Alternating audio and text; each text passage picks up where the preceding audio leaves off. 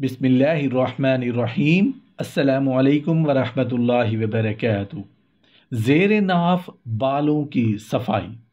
मोहतरम नाजरीन, एक मेरी बात पूरी ज़िंदगी के लिए अपने जहन में बिठा लें कि 3 लोगों से कभी बात पूछते हुए ना शर्माना है ना घबराना है। एक अपने टीचर से, दूसरा डॉक्टर या हकीम से, और तीसरा उलमाए दीन से। ये 3 ऐसे लोग हैं कि अगर हम अपना मसला उनके साथ शेयर नहीं करेंगे, उनसे पूछेंगे नहीं, तो ला महला नुकसान हमारा ही होगा। दीन या शरीयत से मुताल्लिक कोई चीज़ आपके माइंड में है और वो आप परफॉर्म भी कर रहे हैं, लेकिन दिल में खटका सा लगा रहता है कि नहीं पता दुरुस्त परफॉर्म कर रहा हूँ या कर रही हूँ। कहीं ऐसा ना हो कि कोई ऐसी बात, कोई ऐसी चीज़, कोई ऐसा अमल हम सारी ज़िंदगी करते रहें और पता चले कि वो हम गलत या शरीयत के अहकाम के ख़िलाफ़ कर रहे थे, बजाय सवाब के गुनहगार होंगे। दीनी मालूमात में कभी भी आप शर्मिंदगी महसूस ना करें। जब भी आपको मसले पूछने हों, मसले मसाइल आपको जानना हों, तो उन पर आप शर्मिंदगी ना महसूस करें। कुछ ऐसे अल्फाज इस्तेमाल करें जो सामने वाला जिससे आप पूछ रहे हैं, जिस आलिम दीन से आप पूछ रहे हैं, वो समझ जाए कि आपको इस मसले का हल बता सके। खामोशी साथ लेना किसी मसले का हल नहीं हुआ करती। एक सवाल पूछा गया है कि जो ज़ेरे नाफ या बगल के बाल हैं, वो कहाँ से कहाँ तक उनकी सफाई करनी चाहिए और उसकी मुद्दत कितनी है, यानी कितने दिनों बाद सफाई करना ज़रूरी होता है। क्या मर्द हजरात करीम के इस्तेमाल से बगल के बाल, ज़ेरे नाफ के बाल साफ़ कर सकते हैं या नहीं? ख़वातीन किस तरह ज़ेरे नाफ सफाई कर सकती हैं? क्या ब्लेड या रेज़र से भी ख़वातीन सफाई कर सकती हैं? मोहतरम नाजरीन, पहले आप ये जान लें कि उसकी मुद्दत क्या है। बगल के बाल और ज़ेरे नाफ के बाल कितने दिनों में साफ करने चाहिए? मर्द हों या ख़वातीन, हर हफ्ता में एक मर्तबा ज़ेरे नाफ को साफ करना अफजल है। सबसे बेहतर जुमा का दिन है। हफ्ते या 10 दिन में एक बार बगल के बाल या नाफ के नीचे के बाल, ये दोनों साफ कर ही लेना चाहिए। 10 दिन में नहीं करते तो 15 दिन में, 20 दिन में। लेकिन अगर मसरूफियत की बिना पर कहीं ज़्यादा मसरूफियत हो गए हैं या वक्त नहीं मिल पाता, उसके लिए तो आप 40 दिनों के अंदर बगल के बाल और नाफ के नीचे के बाल ये साफ कर लें।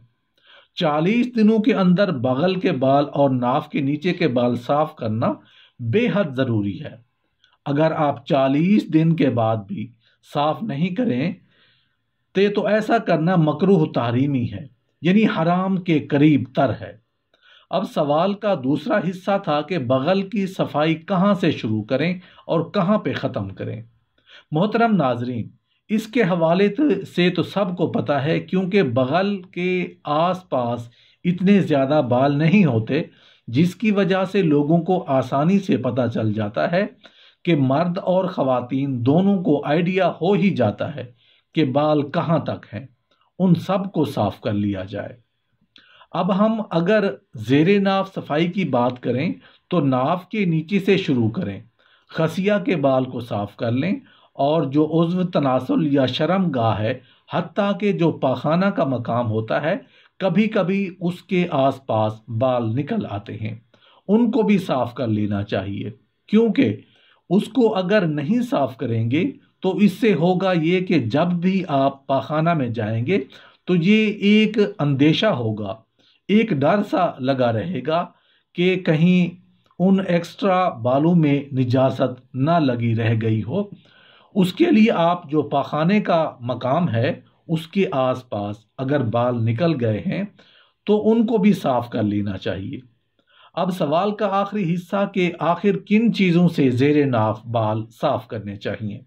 तो आमतौर पर ये बातें मशहूर हैं कि ब्लेड और रेज़र ये मर्द हजरात इस्तेमाल करते हैं और करीम ये औरतें इस्तेमाल करती हैं।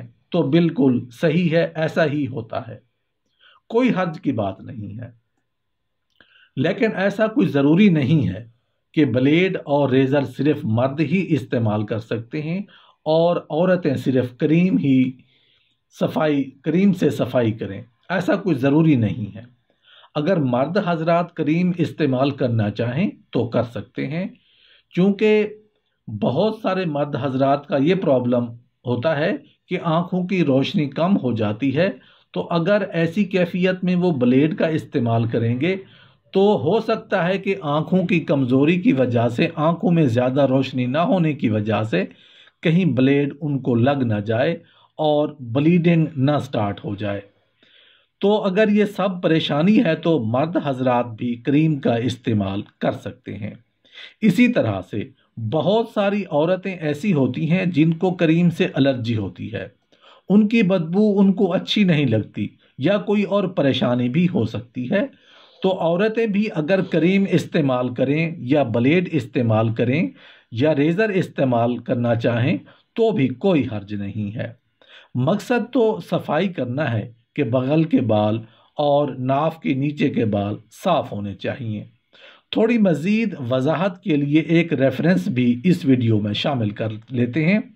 زیر ناف آنا کی حد مثانہ سے نیچے پیڑوں کی ہڈی سے شروع ہوتی ہے، یعنی ناف کے متصل نیچے سے شروع نہیں ہو بلکہ پیٹ کی حد جہاں ختم ہوتی ہے وہاں سخت ہڈی ہوتی ہے جس پر مخصوص نوعیت کے گھنے بال اگتے ہیں، وہیں سے زیر ناف کی حد شروع ہوتی ہے، وہاں سے لے کر اعضائے ثلاثہ یعنی پیشاب کی نالی اور خصیتین اور اس کے ارد گرد اور ان کے برابر میں رانوں کا وہ حصہ جس کا نجاست کے تلوث کا خطرہ ہے، پورے بالوں کو صاف کرنا ضروری ہے۔ اسی طرح دوبر کے بال صاف کرنا بھی واجب ہے، اس کے اطراف بھی بال کاٹ لینے چاہیے۔